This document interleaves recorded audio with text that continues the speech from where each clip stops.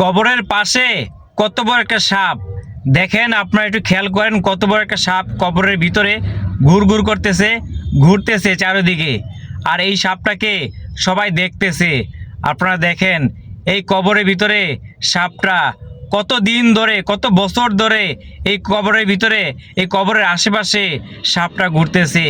এগুলা দেখে মনের ভিতরে অনেক ভয় লাগে। হে আল্লাহ, আমরা এত পাপ করছি বলার মতো না। আমাদের এই কবরে যাওয়ার আগে যেন আল্লাহ আমাদের সকল পাপ গুনাহ যেন মাফ করে আল্লাহর কাছে তওবা করে যেন এই কবরে যেতে পারি।